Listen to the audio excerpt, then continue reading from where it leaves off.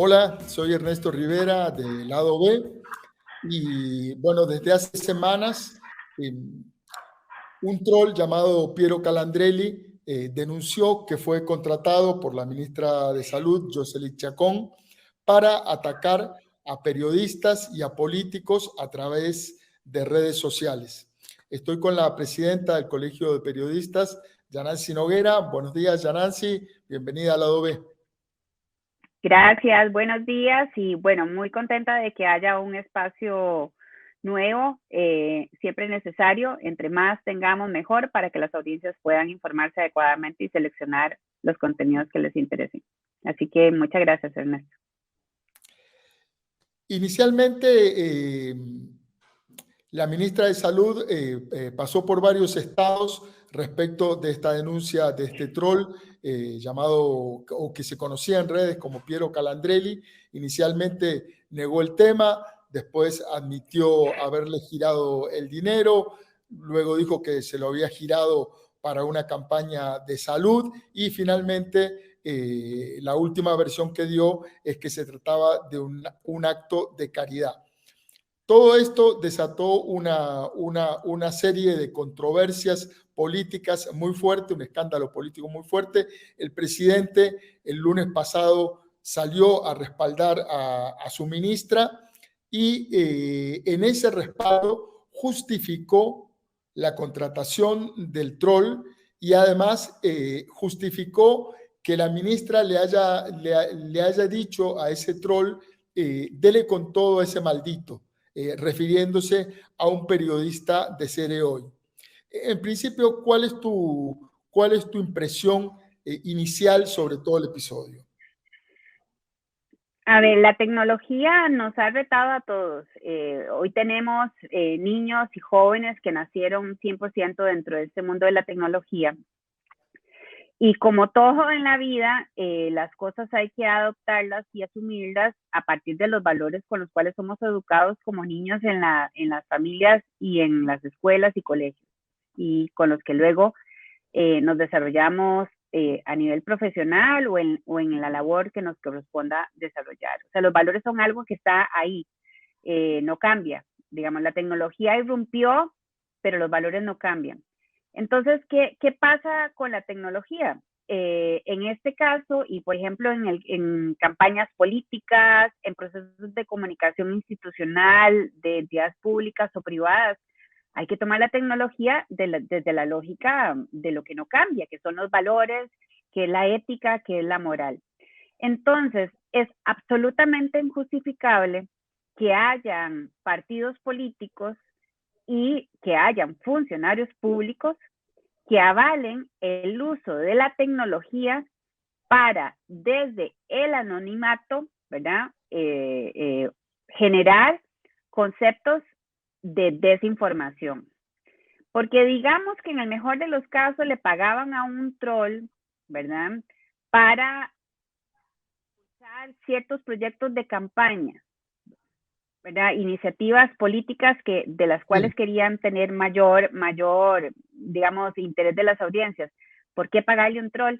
¿Por qué no usar la tecnología y desde lo correcto, desde lo moral, desde lo ético, generar ese conocimiento a las audiencias de esa propuesta de campaña, ¿verdad? Entonces, aquí de lo que estamos hablando, Ernesto, es de una inmoralidad, de una cosa que va contra la ética. La tecnología es una cosa maravillosa, pero hay que abordarla siempre desde lo que es correcto y desde los valores. Y que se use la tecnología entonces que corresponda, la correcta, para generar los mensajes que se considere que se quieren hacer llegar dentro de las estrategias a las audiencias. Ahora, Yanancy, el lunes durante la conferencia de prensa, el presidente dijo que daba por terminado el tema y que en lo que a él correspondía no iba a hablar más sobre el asunto. La pregunta es, ¿tiene el presidente la posibilidad de dar por terminado un tema como este de absoluto interés público? Bueno, ya ahora, luego de esa declaración de él, se inició una investigación penal en el Ministerio Público. La Fiscalía abrió una investigación para verificar o para indagar el posible delito de peculado.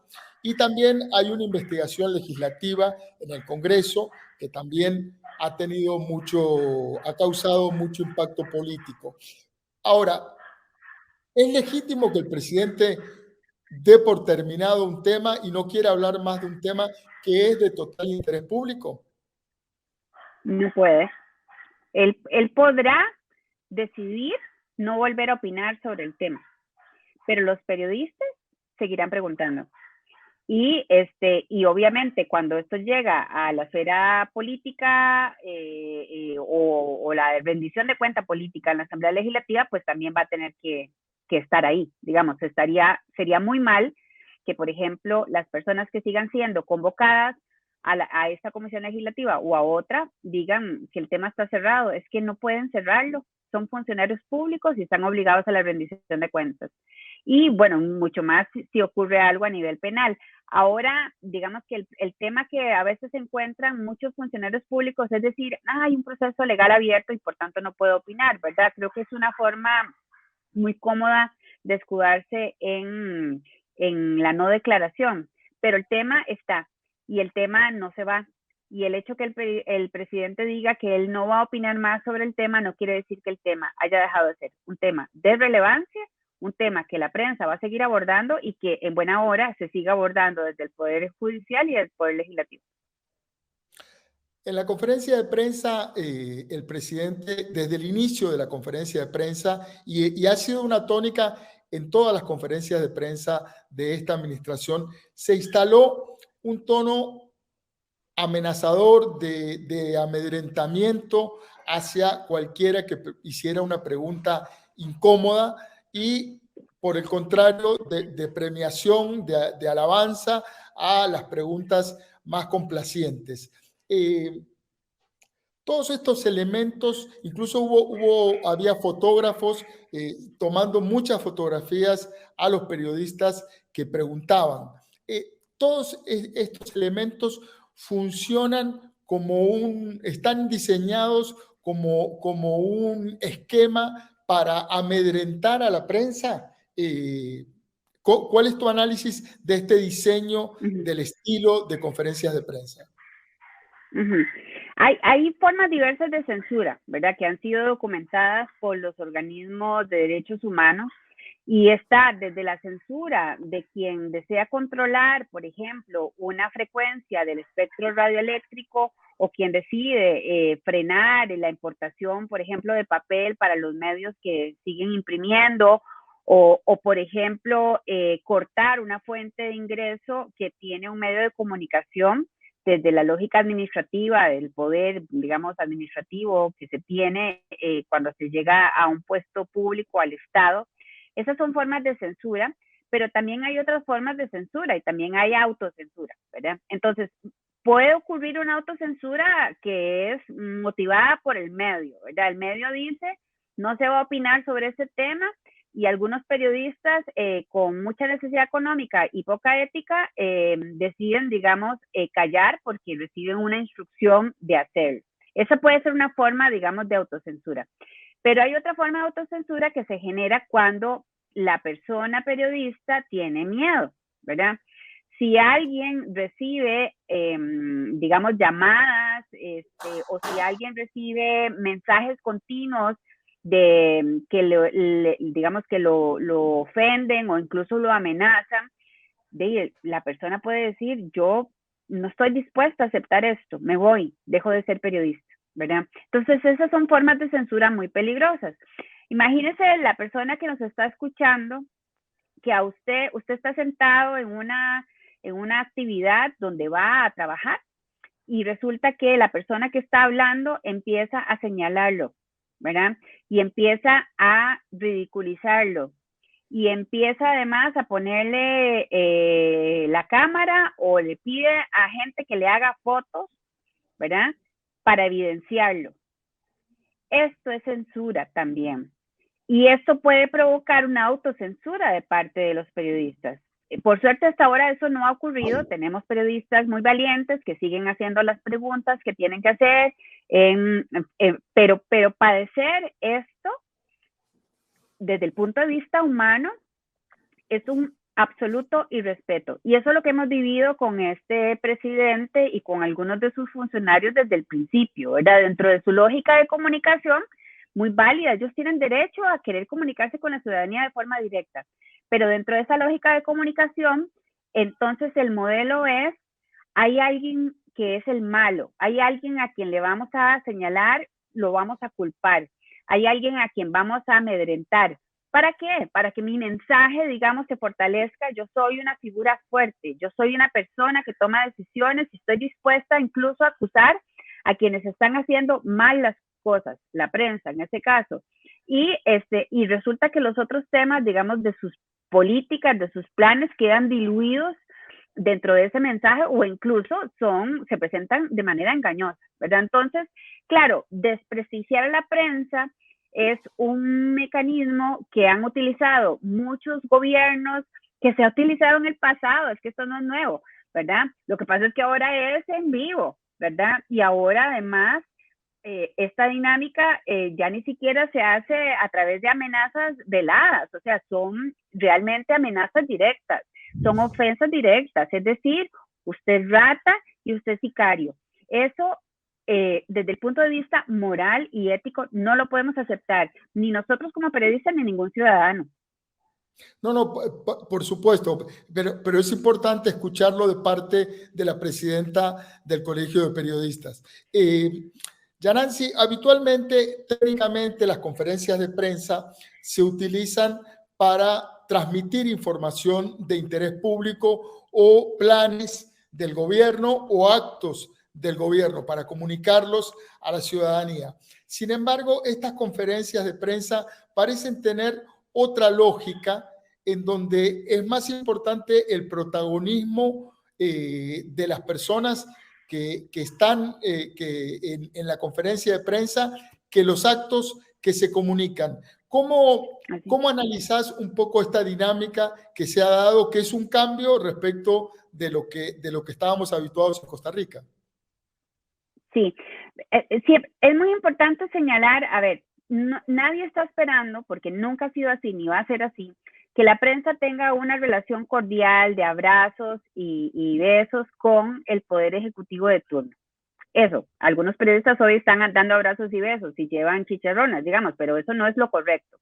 Lo correcto es que la prensa está de un lado y el poder político de turno está en el otro. El poder político está tratando de hacer el trabajo por el cual fue electo y también está tratando de generar su propia estrategia de comunicación y la prensa está atento a los anuncios que hace el Poder Ejecutivo, las decisiones que toma para ver si se están ejecutando bien, si son adecuadas y no adecuadas porque la prensa lo dice, sino porque busca muchas otras voces conocedoras de ese tema para que esas personas lo digan, ¿verdad? Entonces es una continua generación de información que surge del mismo Poder Ejecutivo, ¿verdad? Y también, bueno, procesos de investigación de temas que están ahí que muchas veces no se quieren, digamos, dar a conocer, que están ocultos. Entonces, ese es el trabajo de los dos. Uno, trabajar y hacer su trabajo como funcionarios públicos, ¿verdad? Y también procurar, pues obviamente, tener popularidad y todo esto que es parte, digamos, de este juego democrático saludable. Y el otro es la prensa buscando información, generando preguntas, buscando el funcionario, digamos, generando incomodidad posiblemente para esas personas, pero ese es el trabajo. ¿Por qué? Porque se trabaja en función de las audiencias y de la ciudadanía. Entonces, la conferencia de prensa es un espacio donde se da esa relación. La relación nunca va a ser cordial, siempre va a ser tirante, siempre la crítica de un lado y del otro van a estar presentes. Eso es así en esta administración, en las que vienen, en las pasadas, en muchos países democráticos eso es así. Entonces la conferencia de prensa es un mecanismo muy relevante.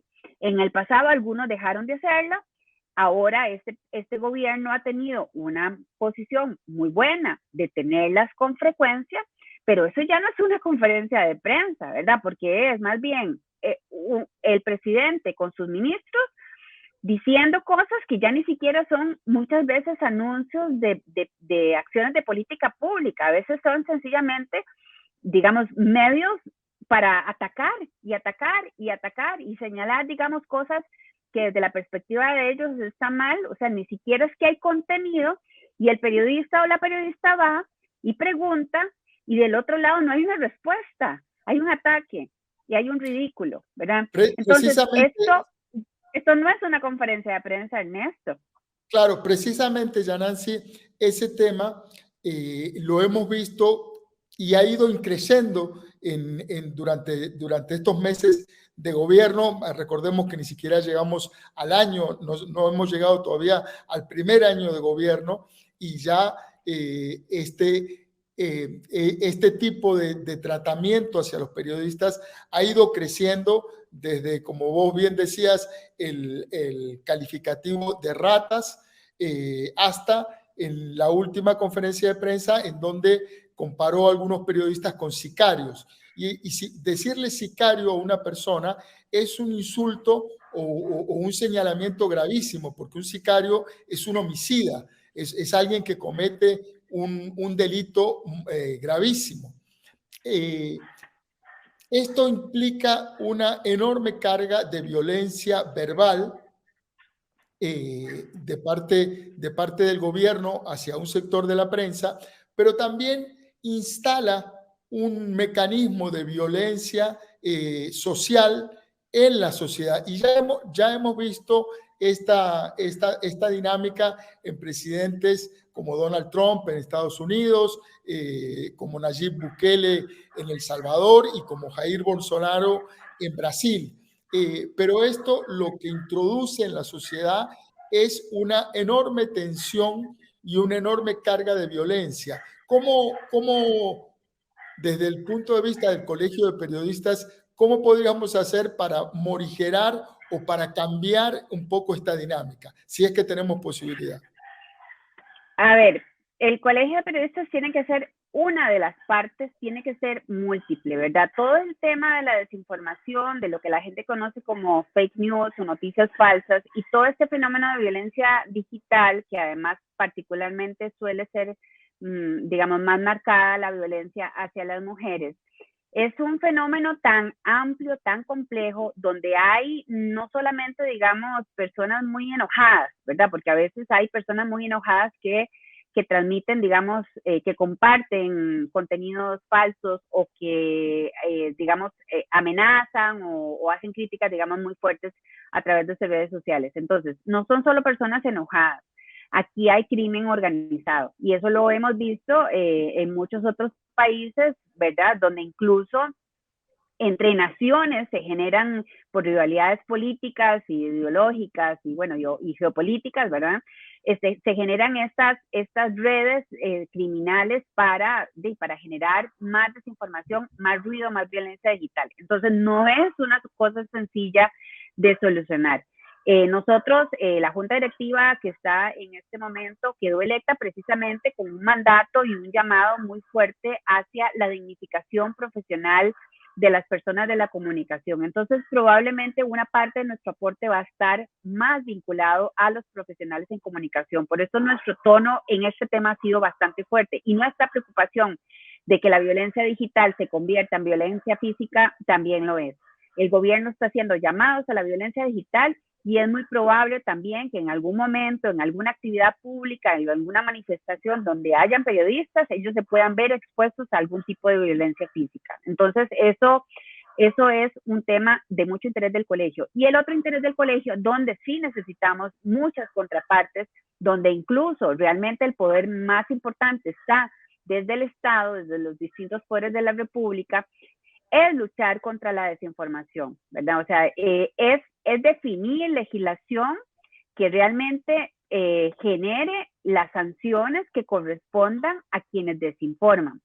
¿Qué pasa, digamos, hoy si a mí, digamos, en mis redes sociales, una persona que, digamos, sí se identifica, tiene cédula, ¿verdad? Existe, me empieza a atacar y atacar, me empieza a amedrentar, me empieza a amenazar. Digamos que yo podría bloquearlo, ¿verdad? Lo bloqueo en mis redes sociales, pero esa persona empieza a mandarme cartas a mi casa y empieza a amenazar a mis hijas y a mi mamá, ¿verdad?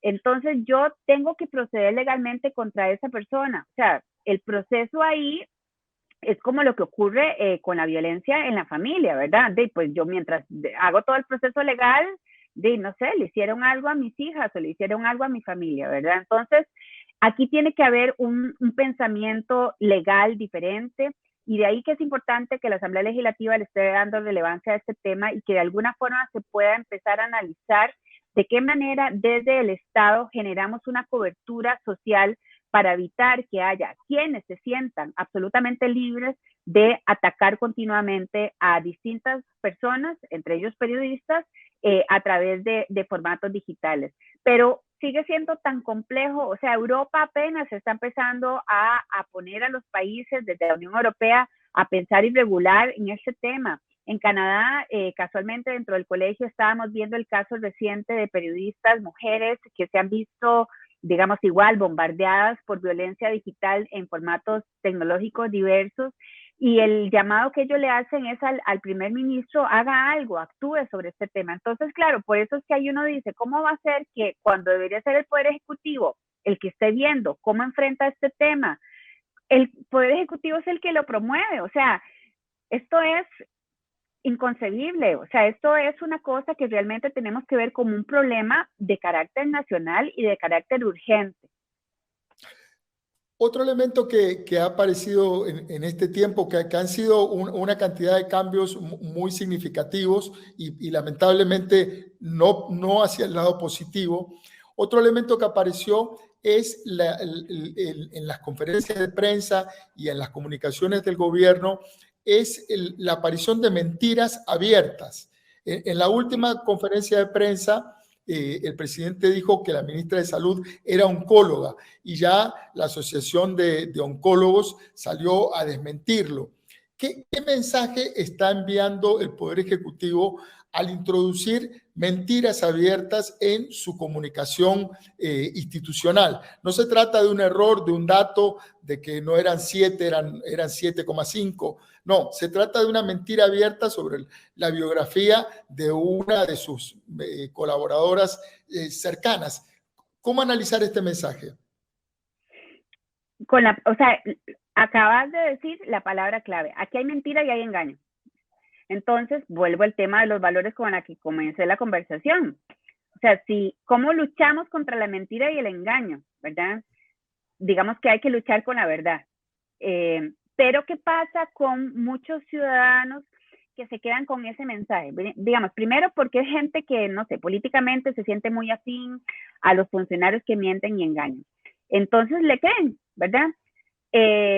Cuando la gente no se informa adecuadamente o cuando tiene todo este ruido producto de la desinformación o cuando por razones, digamos, diversas, realmente creen que alguien está diciendo la verdad, se genera toda una dinámica de nuevo de desinformación que es muy peligrosa. Entonces, ¿qué debería ocurrir aquí?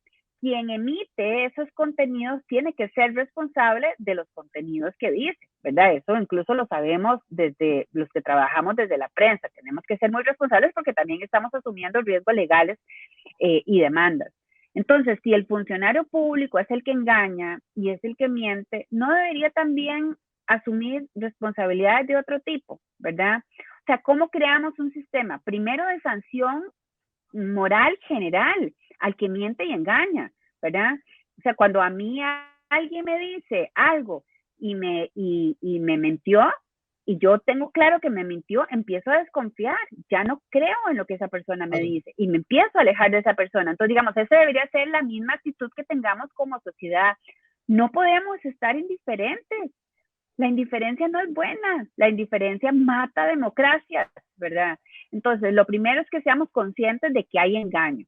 Lo primero es que no creamos la primera versión, ¿verdad? No creamos que dijo, es oncóloga y luego resultó que salió del colegio de médicos a decir que no, pero yo ya no vi la parte del colegio de médicos porque solo me informo en lo que me quiero informar. No, aquí tenemos que ser responsables todos. Y es muy importante que los papás, las mamás, desde sus familias, desde sus casas, enseñen a los niños y enseñen a los jóvenes que no pueden dejarse llevar por informaciones simples que a veces aparecen en las redes sociales, que tienen que indagar más, porque el fenómeno de la desinformación no es solamente el que coge una información y la pasa a otro WhatsApp y a muchos grupos, digamos, ya, No, es que tenemos que ser responsables con la información que compartimos y cuando opinamos tenemos que opinar con criterio. Perfecto que critiquemos, pero critiquemos con criterio y además criticamos atacando el hecho, no a la persona. Eso es fundamental porque se ha instalado una discusión de ataque al cuerpo, a la persona, y no el debate sobre el fondo del asunto. Precisamente el fondo de este tema que estamos tratando hoy es que se reveló la existencia de una estructura de troles, es decir, de personas pagadas con identidades falsas que se dedicaban a atacar a políticos y a periodistas. El tema es que esta organización, estos troles, están vinculados a una ministra de Estado. ¿Cuál es la importancia de esta revelación? Porque todo esto que hemos venido discutiendo antes, analizando antes, tiene que ver con lo que rodeó a esta revelación, pero la revelación en sí es gravísima. Por supuesto. A ver, aquí tan culpable o tan responsable es quien emite desinformación, como este señor que estamos viendo en este momento en la pantalla, como quien lo promueve. Entonces tenemos que ver las dos partes. El que genera esos contenidos y que lo hace desde el anonimato, porque se le paga para eso, porque hay una intención, digamos, de cuestionar y criticar, no porque la persona, digamos, o sea, todos podemos cuestionar y criticar, pero no, es una intención clara y abierta de delegitimar a alguien o de ofender a alguien de manera continua para que ese mensaje vaya quedando, digamos, en la gente. Esto no lo podemos permitir y se debe sancionar. Lo debemos sancionar moralmente y legalmente. Pero ¿quién le paga a esa persona para que haga eso? Es la corruptora, la persona corruptora, ¿verdad? Y al corruptor que promueve por intereses diversos de una naturaleza, digamos, incorrecta, también hay que señalarla. Por eso es que termina siendo súper injustificable que la persona que reconoce que le pidió a este señor generar ofensas contra alguien de que no le gusta, tiene derecho a que no le guste, ¿verdad? Pero no tiene derecho a pedirle a esta persona que genere esos contenidos. Digamos que ahora ella dice que no lo hizo con pagos, porque lo que hizo ella fue dar caridad, digamos, a esta persona. Pero sí le pidió que emitiera acusaciones y falsedades y utilizó palabras fuertes, ¿verdad?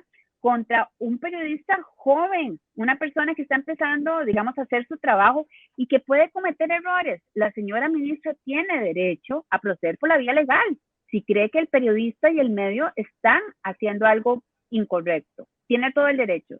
Pero esta lógica de atacar y de generar contenido falso y de pagar o pedirle a alguien que genere ese contenido falso, esa lógica de ser corruptor, esa lógica no la podemos aceptar. Socialmente no la podemos aceptar. Y esta señora ministra no debería ser la ministra de Salud de Costa Rica. No tiene la estatura como médico, no solo para ejercer una política relacionada con la salud de Costa Rica, sino para ejercer desde la lógica de la ética, desde la lógica de lo que es correcto. ¿Cómo vamos a aceptar que los funcionarios públicos trabajen desde el engaño, desde la ofensa, desde la participación en redes de desinformación? Esto es absolutamente inconcebible. Es que en muchos países esto hubiera provocado la caída del funcionario de inmediato, ¿verdad? Y digamos, no sé, que realmente fue solo la señora y que es otra señora que está en casa presidencial y que es otro señor que estuvo vinculado con el partido. Claro, bueno, ahora hay varias investigaciones, como decíamos, en curso. Hay una investigación en el Ministerio Público, hay una investigación en el Congreso. Entiendo que la auditoría interna del Ministerio de Salud también está haciendo un proceso. El Tribunal Supremo de Elecciones también tiene que investigar el tema, porque una parte de estos hechos ocurrieron durante la campaña electoral, que tiene unas reglas en donde los partidos y las personas que participan en la campaña tienen que apegarse a esas reglas, y si no, tienen sanciones penales. Ahora, Yanansi, ¿cómo entre las revelaciones que hizo este señor Alberto Vargas Zúñiga, que es el nombre de este troll Piero Calandrelli, dijo él en la Asamblea Legislativa, y lo dijo bajo fe de juramento, es decir, que se expone en el caso de una mentira a un proceso penal, dijo que la ministra de Salud lo había instruido, le había ordenado atacar a diputadas como Dinora Barquero, como Sofía Guillén, como Luzmeri Alpizar, y también a funcionarios públicos como el expresidente ejecutivo de la Caja, Álvaro Ramos. Álvaro Ramos, muchas gracias, se me fue el nombre. Bueno, que uno dice, es posible, o posible es, pero ¿cómo lidiar con una política de Estado que incluye la contratación de ataques personales, incluso a los mismos miembros de su propio partido, y a diputados, y a periodistas, y a funcionarios? Ernesto, vuelvo a decir, primero, los ciudadanos y las ciudadanas no podemos verlo con indiferencia. Tenemos que entender que esta red existe, que esta dinámica de generar desinformación y de hacer uso de estas figuras de los troles existe, y existe desde las autoridades que tenemos en este momento en el gobierno. Eso tenemos que entenderlo. O sea, no podemos excusarlo. Como ciudadanos tenemos que entenderlo. Pero lo otro es que yo definitivamente espero, y ahora citaste las instituciones que deberían estar actuando o que están actuando, que haya una actuación que sea ágil y rápida desde las responsabilidades que corresponden a cada institución, porque este daño es absolutamente enorme a la institucionalidad costarricense. Es que ya no estamos hablando solo de que es un tema de ataques a la prensa, no, es que este es un tema de institucionalizar una forma de comunicación, ¿verdad? Porque esto es institucionalizar una forma de manipular a las personas, de dañar a personas. Esto es una lógica de crimen organizado a nivel del Poder Ejecutivo, ¿verdad? O a nivel de personas vinculadas de manera muy, muy fuerte a este gobierno. Entonces, no lo podemos aceptar, no podemos ser indiferentes. Y la actitud o la actuación de estas instituciones que mencionaste, Poder Judicial, Poder Legislativo, Ministerio Público, Tribunal Supremo de Elecciones, Auditoría Interna del Ministerio de Salud, Colegio de Médicos y Abogados, o sea, todos tienen que actuar con mucha firmeza frente a este tipo de hechos. O sea, estamos dispuestos a tener en el país médicos que trabajan desde la corrupción. Estamos dispuestos a tener en el país personas que se dedican a atacar desde el poder político que al cual fueron, digamos, privilegiados a llegar. No lo podemos permitir, y tiene que haber una actuación rápida de todos los actores. O sea, yo quiero creer que estamos todavía un poco como aturdidos por toda esta situación, porque yo no veo, digamos, toda la celeridad y la fuerza que deberíamos estar teniendo muchos actores. Yanansi Noguera, presidenta del Colegio de Periodistas de Costa Rica, muchísimas gracias por tu tiempo, y como colega y como periodista también, mucha energía en defender los valores, la técnica, el buen uso de esta herramienta tan noble, de este oficio tan noble que es el periodismo. Bueno, así es. A ver, yo no estoy diciendo aquí que la prensa es perfecta. No estoy diciendo que todos los periodistas hacen todo de la manera perfecta. Eso no es así. O sea, hay que trabajar mucho por la mejora del trabajo desde la prensa, porque haya mucha diversidad, muchas voces, mucha gente que haga, digamos, que genere contenido. Pero hoy la discusión no es esa, a pesar de que tiene que seguir siendo un tema, digamos, permanente. Hoy la discusión es que Costa Rica tiene una prensa fuerte y valiente, producto y ha surgido al calor de la propia democracia fuerte que tenemos, de lo que hemos promovido como ciudadanos a la hora de votar y a la hora de cuidar a nuestro Estado, nuestras instituciones públicas. La prensa creció al lado de eso y esta prensa está siendo hoy valiente, está denunciando cosas muy fuertes. No es prensa canalla, no son sicarios ni son ratas. No podemos permitir nadie, ninguna persona, nadie que nos está viendo, nadie puede permitir que esta sea la forma de tratar a jóvenes, a muchachos, muchachas, personas adultas que tienen años de hacer periodismo o personas novatas que tienen años de hacer periodismo, porque el periodismo de este país le ha dado mucho a este país. El periodismo de este país ha denunciado casos muy graves y ha hecho cambios muy importantes para fortalecer nuestra democracia y esto es lo que está ahora haciendo. Y por lo menos desde el Colegio de Periodistas no los vamos a dejar solos y esperaríamos que la indiferencia no se, realmente no sea el fenómeno que haga que muchos se queden callados. Tenemos que comprender, tenemos que hablar entre nosotros, tenemos que mencionar que esto no lo podemos aceptar y hay que pedir realmente una rendición de cuentas a todas las instituciones para que cada una actúe en lo que corresponde, porque aquí hay temas legales de fondo que no podemos permitir por el bien de la democracia y por el bien de Costa Rica. Muchísimas gracias, Yanancy. Hasta luego. Muchas gracias. Hasta luego. Gracias.